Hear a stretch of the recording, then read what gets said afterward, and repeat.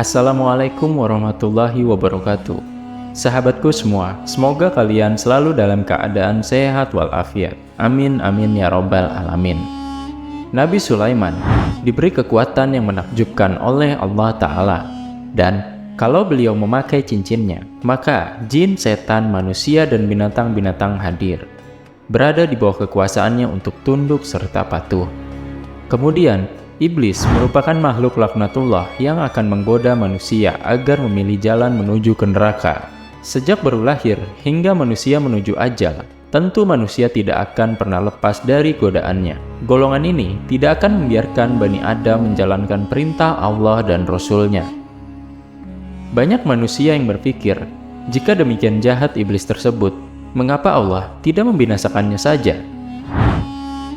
Tentunya bukan tanpa sebab, tapi Allah Subhanahu wa Ta'ala tidak menciptakan makhluk ini kecuali tanpa fungsi.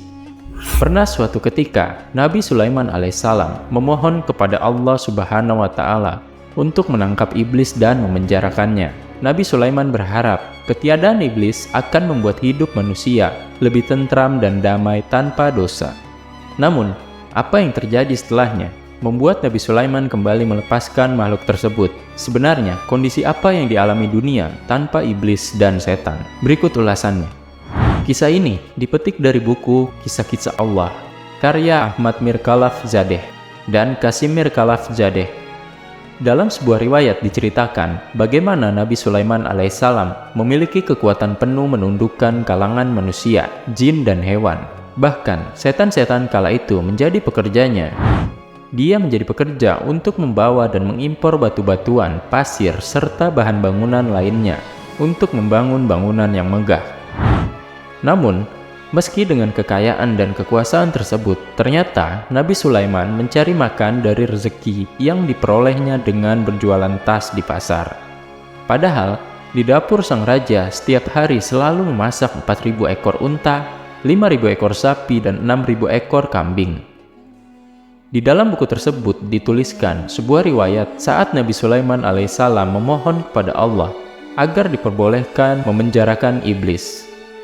Ya Allah, Engkau telah menundukkan padaku manusia, jin, binatang buas, burung-burung, dan para malaikat. Ya Allah, aku ingin menangkap dan memenjarakan iblis, merantai serta mengikatnya, sehingga manusia tidak berbuat dosa dan maksiat lagi. Namun, permintaan ini tidak serta-merta dikabulkan oleh Sang Pencipta. Allah Ta'ala kemudian mewahyukan kepada Nabi Sulaiman bahwa tidak ada baiknya jika iblis ditangkap atau dibinasakan. Wahai Sulaiman, tidak akan ada kebaikan jika iblis ditangkap. Tapi, Nabi Sulaiman tetap memohon, Ya Allah, keberadaan makhluk terkutuk ini tidak ada kebaikan di dalamnya. Kemudian Allah berfirman, jika iblis ditangkap, maka banyak pekerjaan manusia yang akan ditinggalkan. Kemudian Nabi Sulaiman berkata, Ya Allah, aku ingin menangkap makhluk terkutuk ini selama beberapa hari saja. Setelah mendengar pernyataan dari Nabi Sulaiman, kemudian Allah mengizinkan Nabi Sulaiman untuk menangkap iblis dan memenjarakannya. Pada keesokan harinya, Nabi Sulaiman mengutus pekerjanya untuk berjualan tas ke pasar. Namun, sesampainya di pasar, ada hal yang tidak biasa terjadi. Pasar tersebut kosong tanpa penghuni, semua pedagang menutup dagangan mereka. Pekerjanya lalu memberitahukan hal itu kepada Nabi Sulaiman alaihissalam. Nabi Sulaiman alaihissalam bertanya apa yang telah terjadi. Pekerjanya menjawab, kami tidak tahu. Pada malam itu, Nabi Sulaiman tidak makan dan hanya minum air saja. Pada hari berikutnya, anak buah Nabi kembali ke pasar untuk berjualan tas.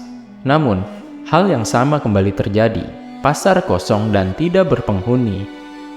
Ternyata, setelah dicari tahu, manusia lebih banyak memilih menutup pasar. Mereka pergi ke masjid dan menuju kuburan untuk mengingat kematian, menangis dan meratap. Mereka sibuk mempersiapkan bekal menuju ke akhirat tanpa memperdulikan lagi keindahan duniawi. Hal ini tentu membuat sang nabi keheranan. Apa yang sedang terjadi, pikirnya. Nabi Sulaiman lalu bertanya kepada Allah Subhanahu wa Ta'ala perihal ini. Kenapa orang-orang tidak bekerja mencari nafkah? Lalu, Allah Subhanahu wa Ta'ala mewahyukan kepada Nabi Sulaiman, "Wahai Sulaiman, engkau telah menangkap iblis itu, sehingga akibatnya manusia tidak bergairah dalam bekerja dan mencari nafkah. Bukankah sebelumnya telah kukatakan kepadamu bahwa menangkap iblis tidak mendatangkan kebaikan?" Mendengar jawaban Allah, Nabi Sulaiman kemudian memerintahkan untuk melepas iblis dan bala tentaranya setelah selama 3 hari dipenjara oleh pasukan Nabi Sulaiman. Lalu apa yang terjadi? Dan benar saja, keesokan harinya, pasar kembali ramai. Manusia kembali bersemangat bekerja mencari harta dunia untuk makan dan memenuhi kebutuhannya. Jadi, jangan berprasangka buruk terhadap ciptaan Allah meski dia kita anggap tidak berguna sekalipun. Karena hanya Allah sajalah yang maha mengetahui apa yang dia ciptakan. Wallahu a'lam bishawab.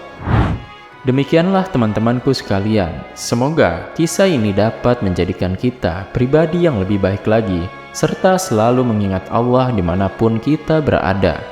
Mohon maaf jika terdapat kesalahan dalam penyampaian informasi yang saya sampaikan. Kebenaran hanya milik Allah Subhanahu wa Ta'ala. Wassalamualaikum warahmatullahi wabarakatuh.